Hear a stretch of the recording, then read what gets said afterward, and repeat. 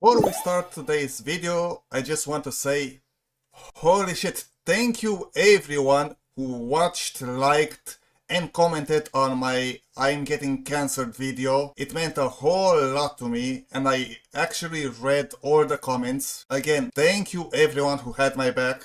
I'll be talking about this more in a video I'm going to make after this. So until then, let's just get on with the video. Are HoYoverse games starting to feel and look outdated? It's a bored question indeed, I know. But hold on, before you raise your pitchforks, hear me out, okay? For years now, HoYoverse has dominated the gacha landscape, setting benchmarks for open-world exploration, stunning visuals, engaging character rosters, and spawned entire communities. Some good, dedicated to the game and the lore and gameplay, and some, let's just say, they're bad and leave it at that. If you know, you know. HoYo games have given us worlds to get lost in, stories that tug at our heartstrings, and combat systems that, while familiar,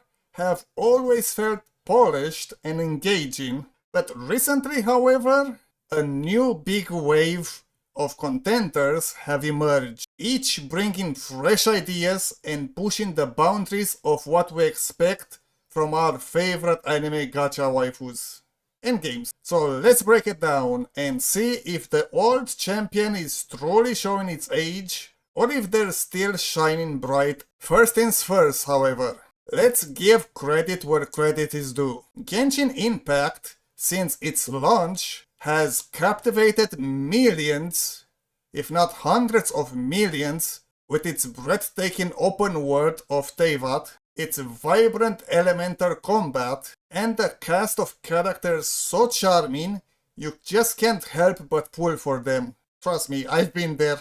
I know it's true. The music is phenomenal, the lore is deep, and the consistent updates keeps the world feeling immersive and alive. Some of you may argue that it was because of the virus that Genshin became so popular. I'd argue, however, even if no, especially if it was because of that, that only proves that they were smart enough to pick the perfect, most opportune moment to launch it. Similarly, Honkai Star Rail brought us a refreshing turn-based combat experience wrapped in a compelling space opera narrative with equally memorable characters. Both games boast incredible production values, from voice acting to intricate character designs, and offer an incredible and polished, enjoyable experiences, which, if nothing else, is a testament to HoYoverse's commitment to quality, at least for the launch of the game and the first few updates. However,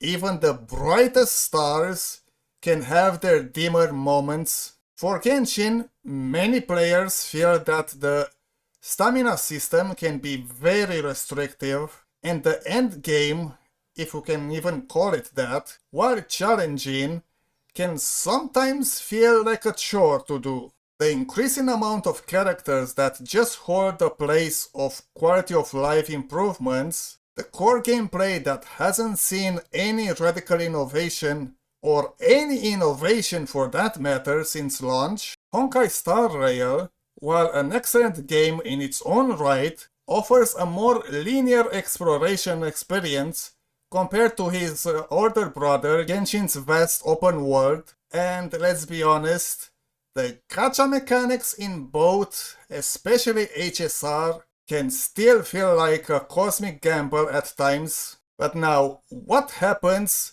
when new challengers arrive at the scene, bringing with them their own unique flavors to the gacha table? That, my friends, is where things get really interesting. The year is 2024, and the new contender named Wuthering Waves enters the arena. The game bursts into the scene, and let me tell you, it didn't just make waves, it created a huge tsunami in the gacha community, mainly because of the very horrible and bad timed launch. But that's besides the point, right? While it shares some open world similarities that a million other YouTubers already pointed out, WoWA also brings a level of dynamic and action-focused combat truly sets it apart. We're talking about a combat system with deep mechanics, including parrying and dodges that feel incredibly satisfying to pull it off. The game also emphasizes verticality and movement with features like a grappling hook, wall running, and later on in 2.0 a flying mechanic, making exploration feel fresh and exhilarating.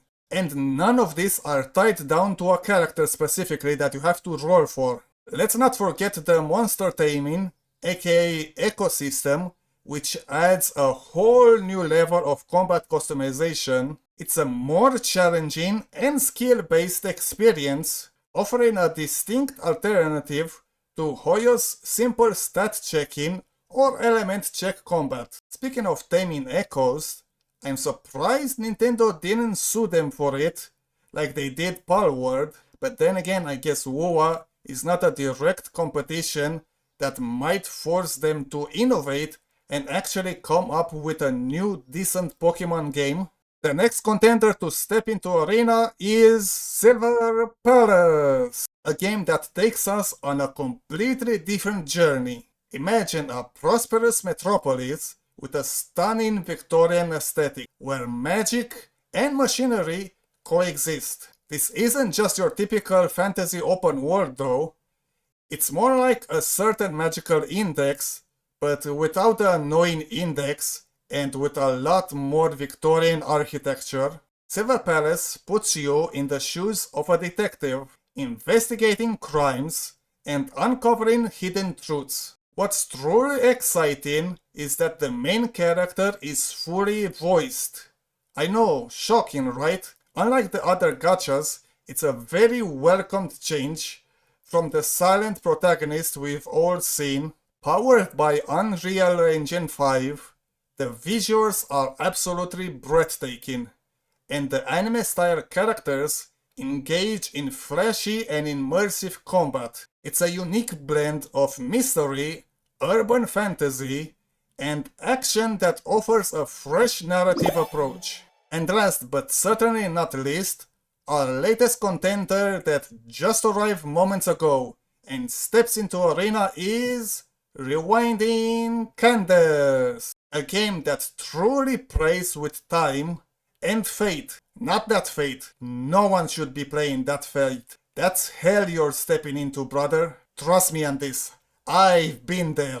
This 2D open world action gacha introduces a fascinating time loop narrative mechanics. Your choices shape the fate of the collapsing world you're in. If you're wondering, well, that's just PR bullshit that every new gacha spews, well, in this case, it's very much not. From the trailer, we can see that the game actually has multiple routes you can take depending on your choices, and here's the kicker. It also incorporates a D20 or dice roll mechanic, adding an extra element of chance and destiny to your journey. It's a bold and, dare I say, innovative approach to storytelling and gameplay, offering a unique blend of action, RPG elements, and a narrative that encourages you to explore different outcomes. In the same trailer, you can see that you can interact and talk with pets and NPCs. Freaking finally, about freaking time! I've been saying this ever since ChatGPT that AI should be used for this. It looks like NPCs like Aura or Yui might not be too far apart from us anymore. Also, here's a little warning for you people that like testing your new skills in town. You might want to be careful when and where you test your character's AoE skills, or you might end up getting arrested and thrown in jail for attacking the NPC or destroying their belongings. All I can say to this is, thank you developers. Finally some justice for the NPCs that do so much for us in the game. Oh, and the same goes for single target skills or intentional attacks. So no more killing little Timmy's pigeons, you hear me? Or your ass is getting locked up between 2 to 5 banners of hard pity as punishment.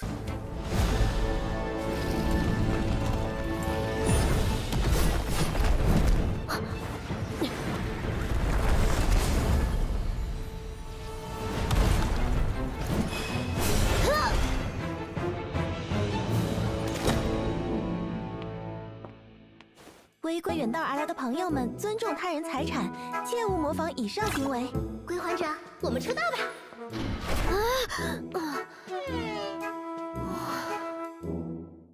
！Now, before we wrap up, I want to give a couple of honorable mentions that are also pushing boundaries, even if they don't drastically change the core formula. First is Ananta, an urban open-world RPG that gives you incredible freedom of movement. Think swinging through a city like Spider-Man, and even driving cars like GTA, and let's face it, Ananta is probably going to come out faster than GTA 6, or maybe not. We'll see. It's all about that modern urban fantasy vibe with Ananta. Then there's Neverness to Everness that's going to have its cross beta soon.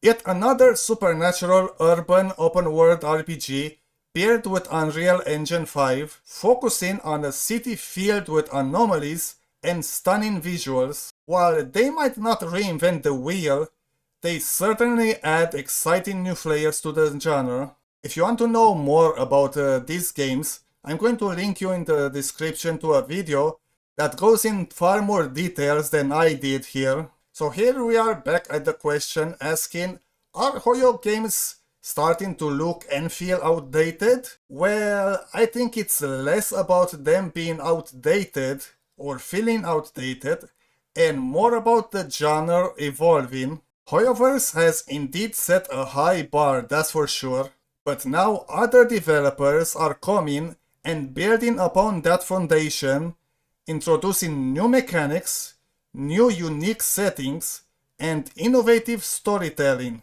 The competition is absolutely fantastic for us, and we can only gain from this, as it pushes everyone to create even better and more diverse experiences. Also, let's face it, it's not like this phenomenon is new to the gaming world. Think back to the early days of MMORPGs and the once undeniable titan that was World of Warcraft. For years, maybe even decades, every single new MMORPGs was inevitably dubbed a WoW clone, or the WoW killer, attempting to replicate its success by mimicking its core system, its questing system, and raid structure system. Many MMOs have tried, very few succeeded in capturing that magic. However, over the time, developers began learning and understanding that true innovation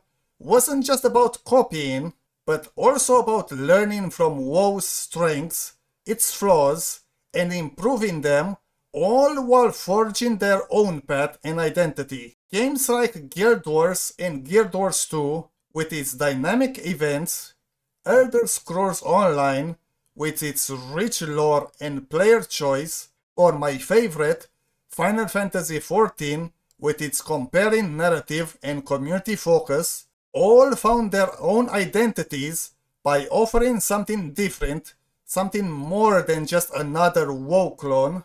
They took the genre forward by building upon the foundation laid by World of Warcraft, but also daring to experiment and evolve. We're seeing the exact same thing happening now with gachas. An exciting evolution is happening now in the gacha space, with developers striving to be more than just another HoYoverse clone. Don't get me wrong, HoYoverse games still offer incredible experiences, at least for the start, and they continue to evolve with new content and features, just at a slower pace. But the emergence of games like Wuthering Waves, Silver Palace, and especially Rewinding Cadence shows that the gacha landscape is becoming richer and much more varied.